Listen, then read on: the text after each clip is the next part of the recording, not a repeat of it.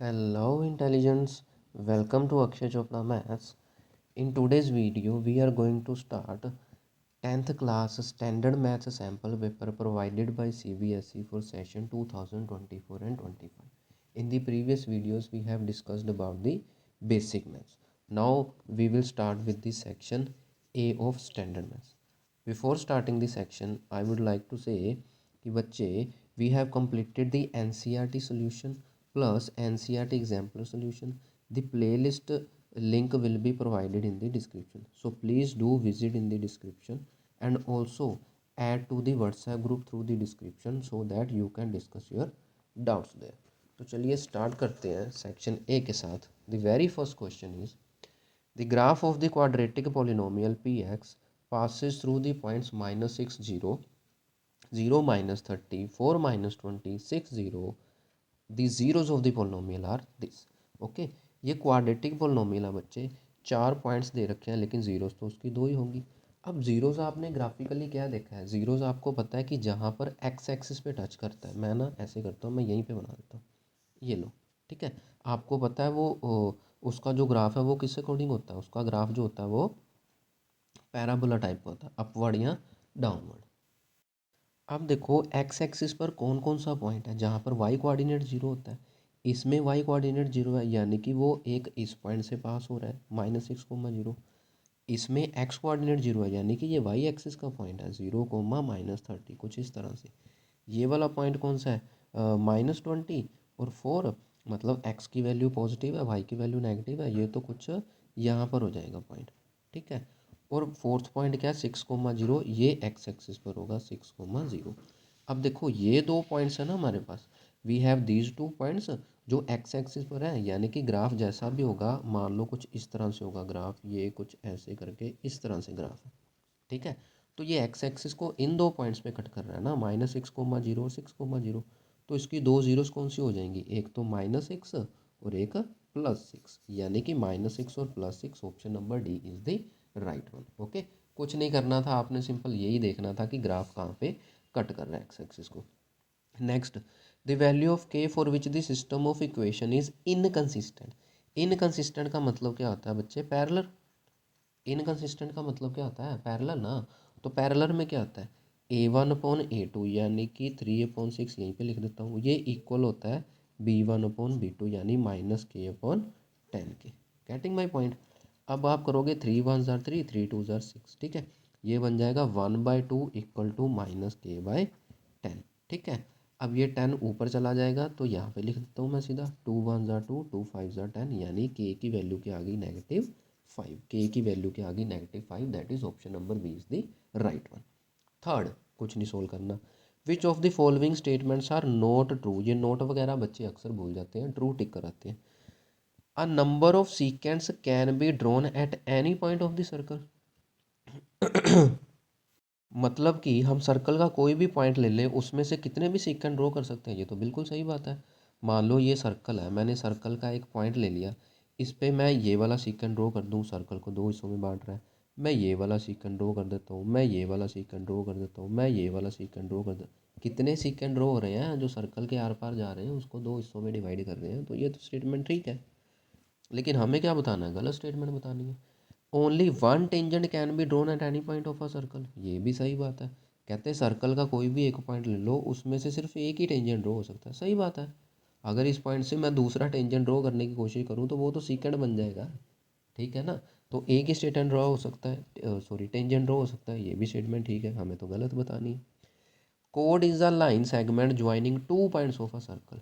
कहता सर्कल के कोई भी दो पॉइंट ले लो, उसको ज्वाइन करने वाली जो स्ट्रेट लाइन है, सर्कल के कोई भी दो पॉइंट ले लो, उनको ज्वाइन करने वाली जो स्ट्रेट लाइन है उसको क्या बोलते हैं, कोड. यही तो उसने लिखा है, यानी कि ये भी स्टेटमेंट ठीक है. तो ऑब्वियसली फिर डी गलत होगी, एक बार देख लेते हैं. From a point in side a circle only to tangents can be drawn. हाँ यही गलत है. कहता सर्कल के अंदर आप एक पॉइंट ले लो, ठीक है, उससे आप दो टेंजेंट ड्रॉ कर सकते हो. बच्चे सर्कल के अंदर तो किसी पॉइंट से टेंजेंट ड्रॉ होता ही नहीं. या तो वो सर्कल के बाहर होना चाहिए जिससे दो टेंजेंट ड्रॉ हो सकते हैं, या तो वो सर्कल के ऊपर होना चाहिए जिससे एक टेंजेंट ड्रॉ हो सकता है. सर्कल के अंदर वाले पॉइंट से तो टेंजेंट ड्रॉ हो ही नहीं सकता. तो यानी कि ये डी ही ऑप्शन है जो कि गलत है. ठीक है, चलिए आगे बढ़ते हैं फोर्थ क्वेश्चन पे. If nth term of A P is this then the common difference. लो जी, nth टर्म दे रखी है, nth टर्म का मतलब क्या हो गया, ए एन दे रखा है 7n-4, हमें क्या बताना है, कॉमन डिफरेंस। बच्चे जब आप एन को 1 पुट करोगे तो A1 नहीं आ जाएगा, यानी कि A1 कितना आ गया, 7-4 मतलब 3। अब A2 निकाल लो, n को 2 पुट कर दो, 7 × 2 - 4, 7 2 = 14 - 4 यानी कि 10। अब ये A1 A2 AN से कैसे आता है, ये मैंने इंट्रोडक्शन लेक्चर में बड़े अच्छे से बताया हुआ है, प्लेलिस्ट का लिंक दे दूंगा डिस्क्रिप्शन में, इंट्रोडक्शन ज़रूर देखना। अब बच्चे कॉमन डिफरेंस क्या होता है, वो तो हमने पढ़ा ही है, A2 - A1 होता है। A2 आपका 10 है, A1 आपका 3 है, दोनों को कर दो माइनस, 7 आपका आंसर है, किधर है किधर है किधर है, ये रहा, पहले ऑप्शन भी 7 है। ओके, तो option number 1 is the correct. चलिए आगे बढ़ते हैं फिफ्थ क्वेश्चन पे। फिफ्थ क्वेश्चन से इज कि the radius of base of a right circular cone and radius of sphere are 5 centimetre. कहते हैं एक तो राइट सर्कुलर कोन है, एक हमारे पास स्फीयर है, दोनों का रेडियस सेम दे दिया आपने को। ठीक है, चलो if the volume of cone and volume of sphere are also equal, देखो ना, if the volume of the cone is equal to the volume of the sphere then height of the cone बताना है हमें। ठीक है, ये आया थोड़ा सोल्व करने वाला क्वेश्चन। अब क्या, वॉल्यूम ऑफ कोन और वॉल्यूम ऑफ स्फीयर इक्वल है, वॉल्यूम ऑफ कोन और वॉल्यूम ऑफ स्फीयर इक्वल है। देखो कोन का वॉल्यूम क्या होता है, 1/3 पाई आर स्क्वेयर एच, स्फीयर का वॉल्यूम क्या होता है, 4/3 पाई आर क्यूब। ठीक है जी, हमें क्या बताना है, हमें हाइट बतानी है, यानी बाकी सारा कुछ दूसरी तरफ ले जाओ। तो ये क्या बन जाएगा, एच की वैल्यू आ जाएगी 4/3 मल्टीप्लाई पाए मल्टीप्लाई आर क्यूब मल्टीप्लाई, ये 3 चला जाएगा ऊपर, ये पाई आ जाएगा नीचे, और ये आर स्क्वेयर भी आ जाएगा नीचे। ठीक है जी, तो पाई से पाई कट जाएगा, 3 से 3 कट जाएगा, ये एक आर स्क्वेयर से आर स्क्वेयर कट जाएगा, यानी एक आर बचेगा। तो एच की वैल्यू क्या आ जाएगी, 4 मल्टीप्लाई आर। ठीक है, एच की वैल्यू क्या आ गई, 4 मल्टीप्लाई आर। लेकिन ध्यान से देखो, क्वेश्चन में रेडियस दे रखा था, the radius of base of the cone and radius of the sphere are 5 centimetre each. Radius 5 centimetre दे रखा है, यानी कि अपना आंसर बन जाएगा 4×5 = 20 मीटर सेंटीमीटर, जो भी ऑप्शन में है देख लेंगे। तो 20 आपका आंसर है, 20 आपका आंसर है, ये रहा 20, यानी कि ऑप्शन नंबर बी। अच्छा हाँ, यूनिट्स का ज़रूर ख्याल रखना, कई बार क्या होगा ऑप्शन में यहाँ पे 20 मीटर लिखा होगा, लास्ट में 20 सेंटीमीटर लिखा होगा, तो हम खुशी के मारे सीधा ही 20 मीटर टिक कर आएंगे, ध्यान देंगे ही नहीं कि यूनिट से सेंटीमीटर में, तो वो भी गलत हो जाता है। ठीक है, तो ज़्यादा एक्साइटेड नहीं होना, सही आंसर लगा के उसको ध्यान से टिक भी करना है। अब if tangent theta is 5/2 then we have to find the value of this one. इसको करने के दो मेथड आपके पास, एक मेथड मैंने पिछली वीडियो में करवाया था, दूसरा मेथड मैं आज की वीडियो में बताता हूँ। बच्चे सी, क्वेश्चन क्या था, tangent theta is given to be 5/2। हमें क्या निकालना बच्चे, we are to find 4 sine theta minus cos theta, नहीं ऊपर प्लस है नीचे माइनस है, 4 sine theta minus cos theta.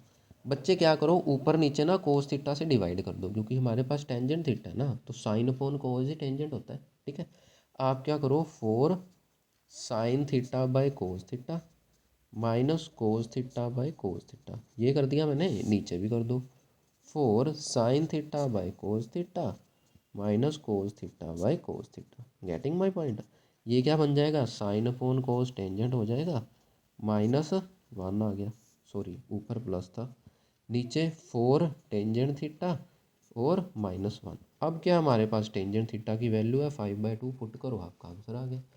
तो इट इज़ 4 × 5/2 -1, सॉरी +1, 4 × 5/2 -1, तो 2 2s are 4, 2 2s are 4, 5 2s are 10, ऊपर आ गया 10 + 1, नीचे आ गया 10 -1, यानी कि 11/9 आ गया आपका आंसर। सिंपल, 11/9 देख लो किस ऑप्शन में, लो फर्स्ट ऑप्शन में ही। ठीक है, अब आगे देखते हैं, बड़ा अच्छा क्वेश्चन है बच्चे। In the given figure a tangent has been drawn at a point P on the circle centered at O. Now, if TPQ 110 degree, where is TPQ? अच्छा, ये पूरे वाला एंगल, ये पूरा एंगल क्या है, 110 डिग्री है। ठीक है, POQ बताना है हमें, POQ यानी कि ये सेंटर वाला एंगल बताना है कितने डिग्री है। ठीक है, अब ध्यान देना ज़रा, अच्छा क्वेश्चन है बच्चे। देखो ये हमारे पास this is the tangent of the circle and this is the radius of the circle. अब हमें पता है कि ये जो टेंजेंट है और ये जो रेडियस है हमेशा परपेंडिकुलर होते हैं, थ्योरम 10.1 जिंदाबाद, थ्योरम 10.1 जिंदाबाद। अब मैं इसको दूसरे करता हूँ, 1 मिनट मैं ब्लैक मार्क कर लेता हूँ। ये देखो बच्चे, this is the tangent to the circle and this is the radius of the circle, यानी कि इतना पोर्शन तो 90 डिग्री हो गया। गेटिंग माई पॉइंट, इतना पोर्शन तो 90 डिग्री हो गया थ्योरम 10.1 से। अगर ये पोर्शन 90 डिग्री हो गया तो बीच में ये जो छोटा सा बचा है यानी कि ये वाला, तो ये कितना हो गया, 20 डिग्री ना हो गया। गेटिंग माई पॉइंट, 20 डिग्री हो गया क्योंकि टोटल क्या था, 110 था, टोटल 110 था। अब ध्यान देना बच्चों, this is the radius of the circle, this is also the radius of the circle. मैं यहाँ पे डायग्राम बना देता हूँ, P O Q, P O Q. अब देखना बच्चे, O P is the radius of the circle and O Q is also radius of the circle, तो ये दोनों आपस में इक्वल होंगे, बिल्कुल सही बात है। O P Q, O P Q, ये 20 डिग्री बन गया एंगल। अब हमें पता है कि ट्रायंगल में जब दो साइड्स इक्वल होती हैं तो उनके सामने वाले एंगल भी तो आपस में इक्वल होते हैं। तो ये 20 डिग्री है तो इट मीन्स ये भी तो 20 आ गया। Getting my point. अगर ये वाला 20 है तो ये भी तो 20 आ गया, और तीसरे वाला तो अपने को चाहिए, लेट इट बी एक्स। तो यानी कि 20 प्लस ये वाला 20 प्लस ये वाला एक्स 180 ना बना देगा angle sum property of triangle. तो 40 प्लस एक्स 180, तो 40 वहाँ पे माइनस हो जाएगा, 180 में से 40 गए तो 140 डिग्री आपका आंसर आ जाएगा, सिंपल। ठीक है, कितना अच्छा क्वेश्चन था, थ्योरम 10.1 की हेल्प से सोल्व हो गया। Now 8th question, quadratic polynomial having zeros this and this. Quadratic polynomial है, उसकी जीरो क्या है, -5/2 और +5/2। ठीक है, इसको करने की आसान ट्रिक है, बताता हूँ मैं। चलो यहीं पे कर देता हूँ, क्वेश्चन पेपर पे क्या सोल्व करना। क्वेश्चन नंबर 8 देखना बच्चे, देखो एक ये ज़ीरो है, एक ये ज़ीरो है। 5/2 और -5/2, पहले मैं ज़ीरोज़ लिख लेता हूँ यहाँ पे। हाँ ये रहा। ठीक है, पहले मैं यहाँ पे ज़ीरोज़ लिख लेता हूँ बच्चे। ज़ीरोज़ क्या है, -5/2 under the root and 5/2 under the root. बच्चे जब मैं इनका सम निकालूंगा तो सम क्या आएगा, सम तो यही आएगा ना कि पॉजिटिव और नेगेटिव आपस में कैंसिल आउट होके जीरो बन जाएगा। ठीक है, जब मैं इनका प्रोडक्ट फाइंड करने जाऊंगा तो बच्चे प्रोडक्ट क्या आएगा, प्रोडक्ट इनका यही आएगा ना कि -5/2 अंडर द रूट और 5/2 अंडर द रूट। माइनस बाहर रहेगा, √5 और √5 बन जाएगा 5, √2 और √2 बन जाएगा 2, यानी कि सम आ गया 0, प्रोडक्ट आ गया 5/2। अब एक मेथड आपके पास क्या है कि ये चारों पोलिनोमियल्स को पकड़ लो, देख लो भाई किसका सम 0 आ रहा है और किसकी प्रोडक्ट -5/2 आ रही है, उसको टिक कर दो चारों में से। ठीक है, अब देखो सम क्या होता है बच्चे, देखो x² minus sum of zeros multiply x plus product of zeros, ऐसे ही हम पोलिनोमियल बनाते हैं, ऐसे ही बनाते हैं।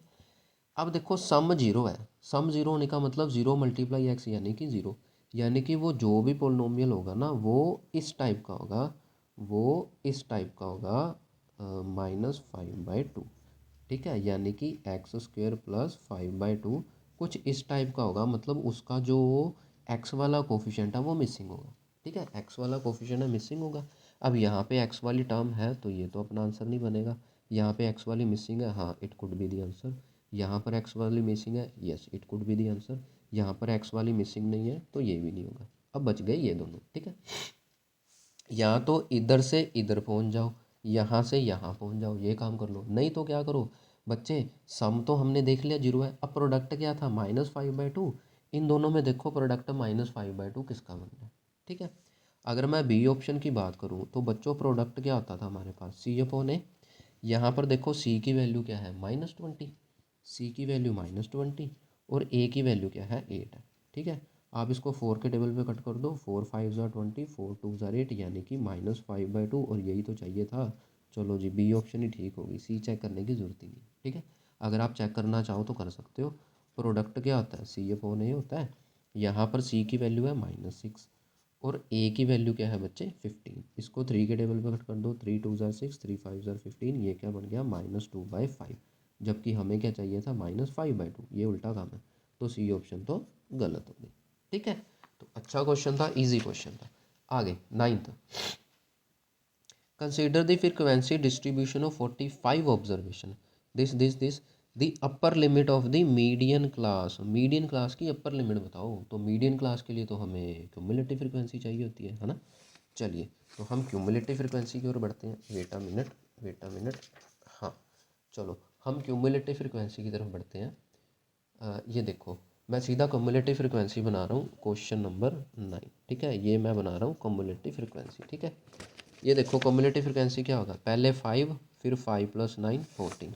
पहले आ गया 5 फिर 5 + 9 14। उसके बाद उसमें 15 ऐड करेंगे तो 14 + 15 कितना हो गया 29। अब 29 में क्या ऐड करेंगे 10 ऐड करेंगे यानी कि 39। अब 39 में कितना ऐड करेंगे 6 ऐड करेंगे यानी कि 45। ये क्या होता है हमारा n होता है।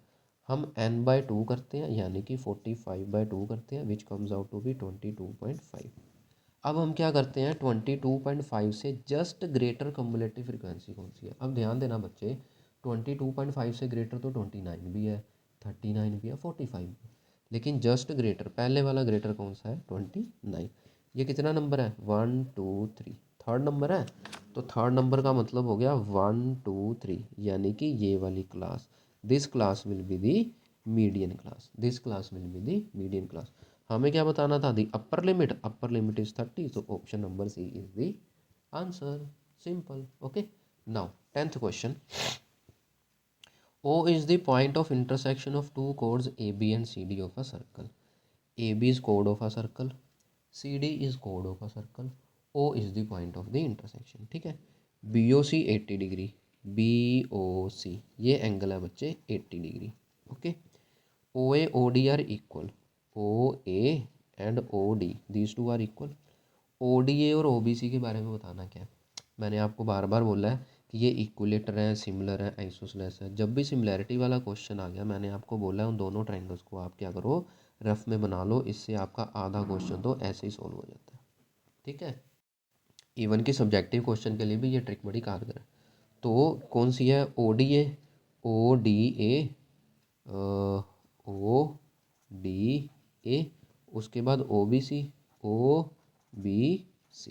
समझिए, question is OA and OD are equal and angle BOC is 80 degree, ये था अपने पास। ठीक है, अब देखना बच्चे BOC 80 डिग्री है तो यानी कि ये वर्टिकली ऑपोजिट एंगल DOA ये भी तो 80 डिग्री हो जाएगा, ये भी तो 80 डिग्री हो जाएगा। Getting my point. अब क्या करना बच्चे, देखो these two sides are equal ना, these two sides are equal. अभी हमने ऊपर वाले क्वेश्चन में भी किया कि if two sides are equal तो उनके ऑपोजिट वाले एंगल्स भी तो आपस में सेम होते हैं, तो वही काम यहाँ पे करेंगे।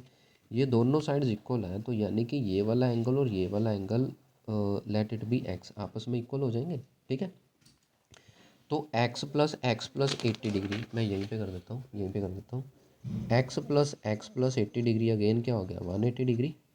तो 2x कितना हो गया, ये 80 वहाँ जाके -100 डिग्री, तो x क्या हो जाएगा 100 का हाफ यानी कि 50 डिग्री। तो ये भी 50 डिग्री हो गया और ये भी 50 डिग्री हो गया। यहाँ तक तो पहुँच गए हम। अब देखना बच्चों क्योंकि दो साइड्स इक्वल हैं तो यानी कि ये तो आइसोसेलेस बनने वाली है। तो इक्विलेटर वाली तो ऑप्शन गई और नॉट सिमिलर वाली भी गई। क्यों, क्योंकि आइसोसेलेस के साथ सिमिलर देखेंगे या आइसोसेलेस के साथ नॉट सिमिलर देखेंगे, अकेला नॉट सिमिलर तो है ही नहीं। अब बी और सी ऑप्शन। अब 9th क्लास में आपने एक थ्योरम पढ़ी है कि angles in the same segment are equal. Same segment वाले एंगल सेम होते हैं और ये एंगल क्या है 50 डिग्री, तो बी वाला एंगल भी क्या हो जाएगा 50 डिग्री। समझे। सिमिलरली ये वाला, अब क्योंकि ये वाला एंगल 50 डिग्री हो गया तो अगेन एंगल हम प्रॉपर्टी लगाओगे ये भी अपने आप 50 निकल आया। तो यानी कि 80 50 50 80 50 50, तो ये सिमिलर नहीं हो गया bye angle angle angle similarity. ठीक है, तीनों एंगल आपस में सेम हो गए तो ये सिमिलर होगी और आइसोसेलेस भी थी, तो आइसोसेलेस के साथ सिमिलर यानी कि option number B is the right one. Okay, चलिए आगे बढ़ते हैं क्वेश्चन नंबर 11 की तरफ। The roots of the quadratic equation are, ये डिस्क्रिमिनेंट का क्वेश्चन आ गया लास्ट एक्सरसाइज का। लेकिन not real, real and equal, rational और इरेशनल बताया गया डिस्टिंक्ट। देखो यानी कि अगर तो हमारा डी आ गया पॉजिटिव, वो क्या होता है रियल एंड डिस्टिंक्ट। अब रियल में तो रैशनल भी आते हैं, रियल में इरेशनल भी आते हैं, तो हम किस ऑप्शन को टिक करेंगे। तो इसके लिए इस पर टाइम वेस्ट करने की बजाय बेटर है आप सीधा सोल्व भी कर लो। तो x² - x + 1, तो question number 11 x² plus x minus one equals to 0। यहाँ पर ए की वैल्यू 1 है, बी की वैल्यू 1 है, सी की वैल्यू -1 है। तो यानी कि एक्स क्या आ जाएगा, -b प्लस -b² -4ac ना, यही तो होता है फॉर्मूला। तो यानी कि -b plus -b² 4ac under the root upon 2 multiply a, यानी कि -1 प्लस -1 प्लस 4/2। बच्चे ये तो निकल आए इरेशनल रूट, ये तो निकल आए इरेशनल रूट, ठीक है, और दोनों डिस्टिंक्ट भी हैं, ठीक है, ये निकल आए इरेशनल रूट, दोनों डिस्टिंक्ट भी हैं, यानी कि option number A is the correct one. Okay, चलिए आगे बढ़ते हैं। Theta is given to be 30 degree then 3 tangent theta. ओहो, ये कोई क्वेश्चन है। देखो, theta is 30 degree 3 tangent theta, यानी कि 3 मल्टीप्लाई टेंजेंट 30 डिग्री। अब बच्चे 3 मल्टीप्लाई टेंजेंट 30 डिग्री क्या आता है, 1/√3। तो 3 1s are 3, तो आंसर क्या बन गया, 3/√3 which is option number C. ठीक है, सिंपल क्वेश्चन था। Now 13th, the volume of a solid hemisphere is given to with this, the total surface area of hemisphere. तो पहले वॉल्यूम गिवन है, आपको बार बार बोला है कि मैथमेटिक्स में अगर कोई चीज़ गिवन हो जिसका फॉर्मूला है तो बस उसका फॉर्मूला लगा दो, आधा क्वेश्चन तो वहीं सॉल्व हो जाता है। तो हेमिस्फीयर का वॉल्यूम दे रखा है, हेमिस्फीयर के वॉल्यूम का फॉर्मूला लगा देते हैं। मैं यहाँ पे कर रहा हूँ question, wait for a minute. हाँ हाँ जी, ठीक है। अब देखो, वॉल्यूम ऑफ हेमिस्फीयर गिवन है, ठीक है जी। Volume of hemisphere is given to be 396/7 centimetre cube. अब हेमिस्फीयर का वॉल्यूम क्या था, 2/3 πr³ 396/7।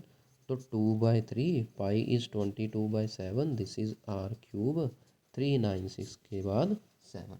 अब देखना ध्यान से क्या करना है बच्चे, r³ is equals to 396/7 into ये 3/2 हो गया और ये 7/22 हो गया, ठीक है। तो 7 7 तो कैंसिल आउट हो जाएगा सीधा ही, तो ये बन गया 2 के टेबल पे 2 1s are 2 19, 2 9s are 18 and 2 8s are 16, ठीक है। फिर 2 के टेबल पे 11, फिर 2 9s are 18 and 2 9s are 18, फिर 11 के टेबल पे 9 आ गया, ठीक है जी। तो 9 3s are 27, यानी कि r³ आ गया 27। अब 27 किसका क्यूब होता है, 3 का ना, तो यानी कि रेडियस कितना आ गया, 3 सेंटीमीटर। इतना तो क्लियर है, रेडियस आ गया 3 centimetre. Now the question was to find total surface area. The question was to find total surface area. अब टोटल सरफेस एरिया हेमिस्फीयर का होता है बच्चे 3πr², यानी कि 3 मल्टीप्लाई पाई यानी कि 22/7 और r² का मतलब हो गया, रेडियस था 3 यानी कि 3 का स्क्वायर 9, ठीक है। तो 9 3s are 27, 27 मल्टीप्लाई 22/7, तो ये बन जाएगा, sorry, 27 2s are 54, 5 carry, 27 2s are 54, 54 और 5 कितना होता है 57, तो 574/7 सेंटीमीटर स्क्वायर, ठीक है जी। एक मिनट, 54 में 5 ऐड करेंगे तो 594 बनेगा, ओके। तो 594/7, देखते हैं कौन सी ऑप्शन है, ये रही बी ऑप्शन है, तो B option is the right one. Now 14th, in a bag containing 24 balls, 4 are blue 11 are green rest are white. मतलब टोटल 24 बॉल्स आर देयर, जिसमें से blue balls are 4, green are 11, बाकी rest का मतलब जो बच गई वो वाइट है, ठीक है। तो 1 ball is drawn at random, probability of white colour. अच्छा, वाइट की ही प्रोबेबिलिटी पूछ ली उसने। अब बच्चे वाइट बॉल कितनी बच गई, 24 में से 4 माइनस कर दो 20 आ गया, उस 20 में से 11 भी माइनस कर दो, कितना आ गया 9। तो 9 वाइट बॉल बची, टोटल 24 थी। अब कटिंग शटिंग कर दो, 3 3s are 9, 3 8s are 24, यानी कि 3/8 option number B is the right one, okay. 15, the point on the x axis nearest to this point. लो जी, कहते हैं एक्स एक्सिस पर पॉइंट है जो इसके बिल्कुल नियरेस्ट हो, बताओ कौन सा है। सबसे पहले तो बच्चे वो एक्स एक्सिस पे पॉइंट है, यानी कि वाई कोऑर्डिनेट 0 होगा। तो ऑप्शन में जहाँ जहाँ वाई कोऑर्डिनेट 0 नहीं है उसको कट कर दो। यहाँ वाई कोऑर्डिनेट 0 है, यहाँ भी वाई कोऑर्डिनेट 0 है, यहाँ भी वाई कोऑर्डिनेट 0 है, यहाँ भी 0 है, तो चलो ऑप्शन तो कोई नहीं कट हुई। चलो फिर सोल्व करते हैं। The point on the x axis nearest to the point -4 -5, ठीक है।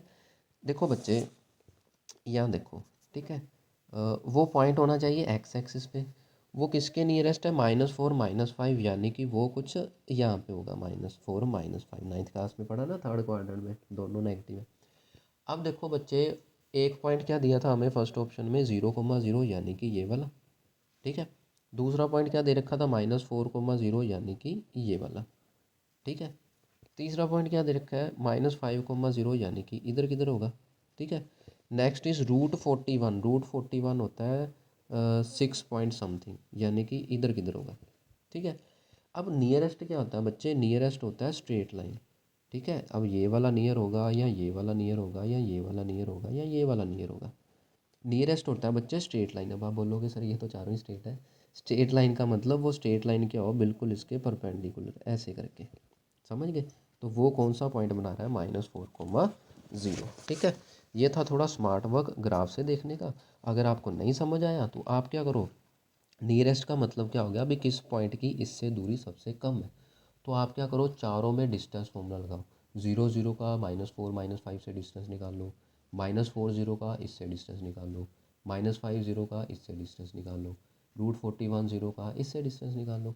अब उनमें से चारों में से जो सबसे कम डिस्टेंस होगा वो किस पॉइंट से आ रहा है, वो -4,0 से होगा, तो उसको आप टिक कर दो, ठीक है। ये थोड़ा लेंथी हो जाएगा। अब विच of the following gives the middle most observation, बच्चे मिडल मोस्ट ऑब्जर्वेशन तो मीडियन ही लेता है, ये तो छोटी क्लासेस से करते आ रहे हैं। मीन एवरेज होता है, range highest minus lowest frequency होती है, और मोड क्या होता है, जो फ्रिक्वेंसी सबसे ज़्यादा बार रिपीट हो रही। तो मिडल मोस्ट वैल्यू तो मीडियन की है। Now 17th point on the x axis, divide the line segment joining A and B point in ratio 1:2, the point is this. अब सबसे पहले तो क्वेश्चन क्या बच्चे, ये देखो ध्यान से, 17 क्वेश्चन कहता वो पॉइंट कौन सा है, वो पॉइंट आएगा एक्स एक्सिस पे, यानी कि वो x,0 टाइप का होगा। रेशो दे रखी है 1:2, ए पॉइंट दे रखा है 2 - 3, और बी पॉइंट दे रखा है 5,6, ठीक है। अब सबसे पहले क्योंकि वो पॉइंट एक्स एक्सिस पे है तो वाई कोऑर्डिनेट 0 होगा। तो जहाँ जहाँ वाई कोऑर्डिनेट 0 नहीं है, इधर 0 है, इधर 0 नहीं है, इसको काट दो। इधर भी 0 है, इधर 0 नहीं है, इसको भी काट दो। समझ गए। तो यानी इन दोनों में से कुछ ना कुछ आंसर होगा, ठीक है। अगर मान लो यहाँ ये वाला पॉइंट भी कुछ ऐसा होता जिसका वाई कोऑर्डिनेट 0 नहीं है, तो सीधा इसको टिक करते सोल्व करने की ज़रूरत ही नहीं है, ठीक है। लेकिन अभी सोल्व करना पड़ेगा, तो करते हैं, कैसे आएगा ध्यान दो। हाँ, तो एक्स कोऑर्डिनेट मैं सीधा एक्स ही निकाल रहा हूँ क्योंकि वाई तो 0 है। एक्स कोऑर्डिनेट क्या होता है, 1 × 5 which is 5, plus 2 × 2 which is 4 upon 1 + 2 which is 3। तो 9/3 इज़ 3।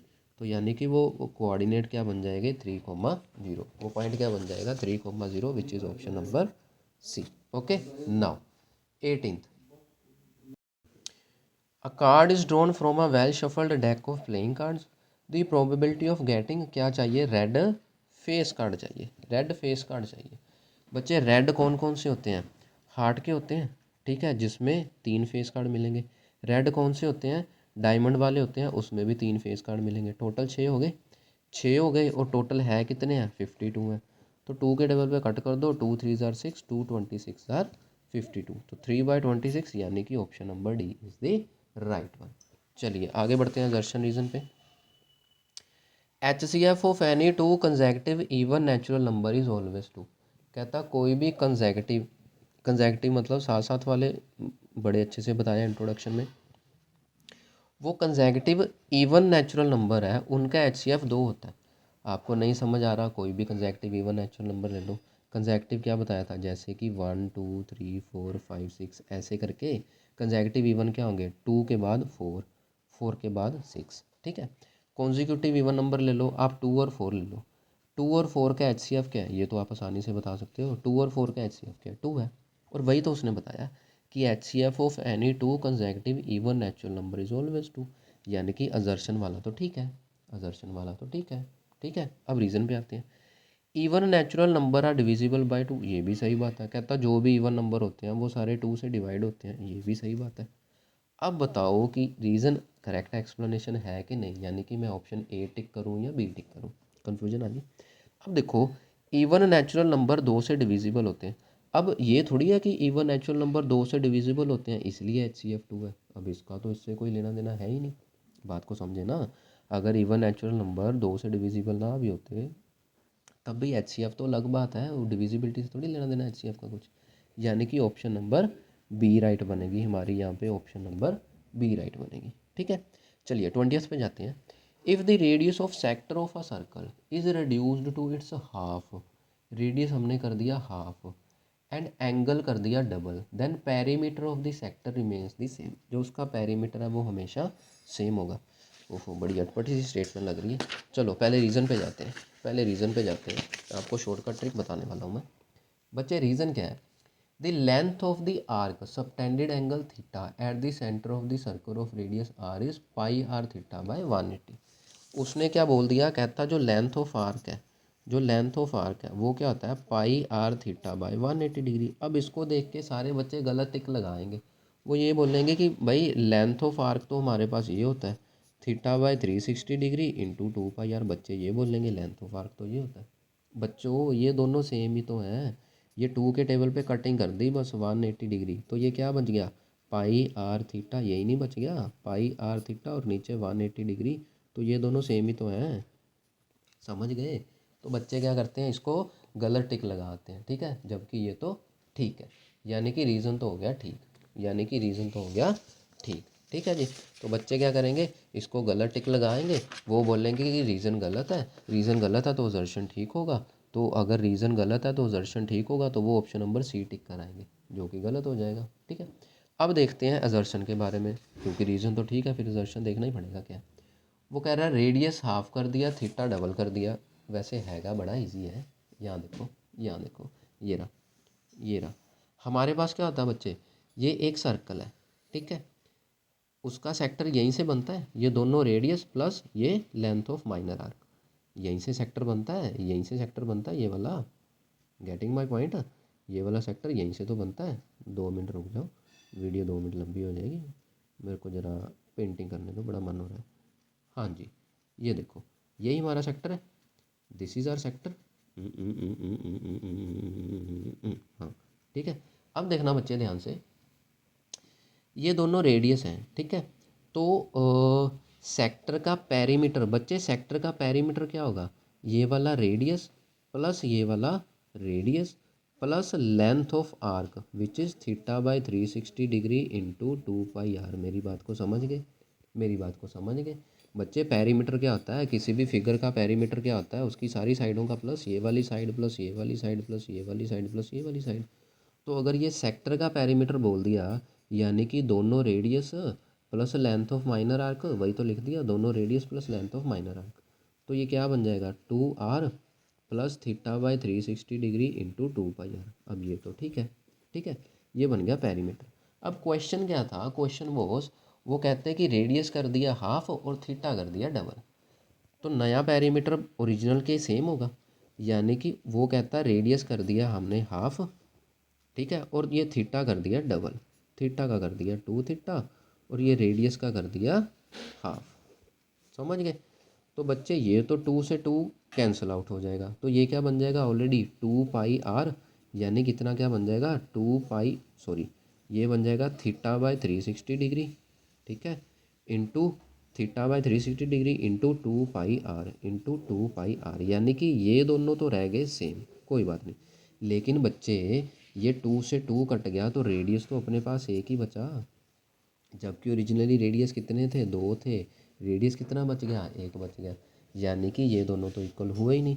वो ये कह रहा था कि जो नया पेरीमीटर है और पुराना पेरीमीटर है वो आपस में सेम होंगे, जबकि ये तो सेम नहीं आए, पंगा डाल दिया रेडियस ने।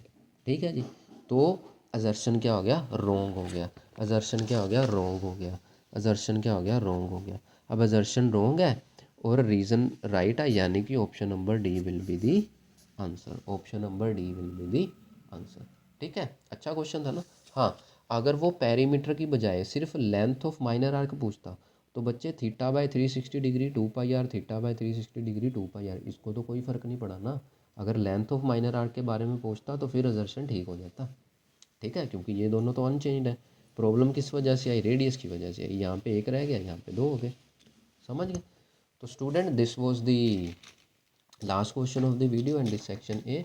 तो मिलते हैं नेक्स्ट वीडियो में सेक्शन बी के साथ। Till then goodbye and take care.